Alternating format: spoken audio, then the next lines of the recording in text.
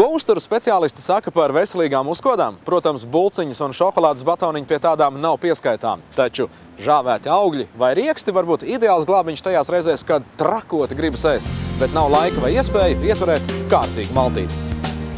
90. gadu sākumā dibinātais uzņēmums Gemos darbību uzsāka, lai nodarbotos ar Latvijā maz pazīstamu preču importu un vairumtirdzniecību. Gemos ir viens no tiem uzņēmumiem, kurš radies no pilnīgas nulles un piedzīvojis lielu izaugsmi. Šobrīd tam ir divi darbības virzieni – bāru, restorānu un viesnīcu apgāde ar nepieciešamo aprīkojumu, kā arī riekstu un žāvētu augļu imports un piegāde ražotājiem. Uzņēmuma tirgoto preču klāstā var atrast arī vairākus Latvijas ražojumus – tējas, sulas, ievārījumus, majonēzes un konservētus dārzeņus. Gemos priecātos, ja tādu būtu vairāk, jo uzņēmuma stratēģijas pamatā ir neimportēt produktus, ja līdzvērtīgus jau piedāvā kāds no Latvijas ražotājiem. Zelta rieksts ir uzņēmuma Gemos radītais riekstu un žāvētu augļu zīmols. Produkcijas iepakošana notiek uzņēmuma jaunajā vairumtirdzniecības un loģistikas centrā Mežkalna ielā. Šī biznesa viens no stratēģiskajiem pamatiem ir piegādātāju izvēle un produktu iepirkšana pareizajā laikā un daudzumā. Savas darbības sākumposmā Gemos lielāko daļu riekstu, žāvētu augļu un sēkliņu iepirka no Eiropas uzņēmumiem, taču uzkrājoties pieredzei, tagad lielākā daļa produktu tiek iepirkti no tiešajiem ražotājiem visā pasaulē. Piegādātāju atlase ir ļoti atbildīgs process. Tā kā visi rieksti un žāvēti augļi aug saulainajās zemēs, tad jārēķinās, ka katram produktam ir savs novākšanas periods, savi ražas un neražas gadi, dažādi kaltēšanas un apstrādes veidi, kā arī atšķirīgi mikrobioloģiskie rādītāji. Iespējams, ka riekstu un žāvētu augļu lietotāji nebūs izsekojuši, ka katram produktam ir iespējamas dažādas izcelsmes valstis.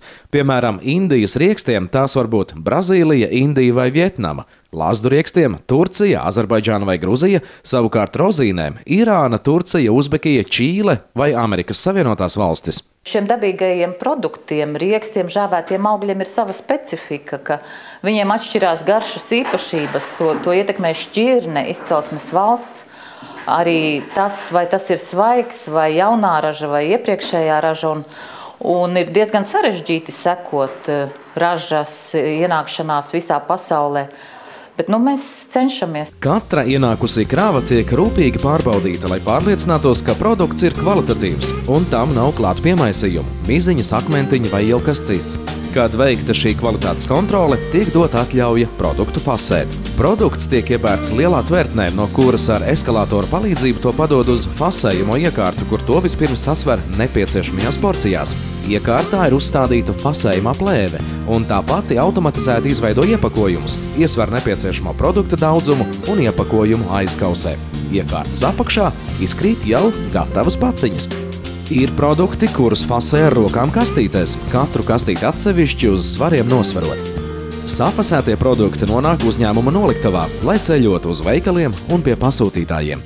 Ņemot vērā senas tēzes, esam lasījuši arī paši to, ka, piemēram, lazdu rieksti ir veselīgi matiem, pekānu rieksti ir ļoti labs antioksidants organismam. Šobrīd daudz cilvēku meklē ciedru riekstus, kuri ir ļoti labi imūnsistēmai. Tātad katram riekstam mēs varam atrast šo labvēlīgo ietekmi uz organismu. Gemos šobrīd vairāk kā jebkad saprot, ka uzkrātās zināšanas un mīlestība pret produktu ir jāliek lietā, lai izglītotu patērētājus par to, cik veselīgi un nepieciešami ikdienas uzturā ir rieksti un žāvēti augļi.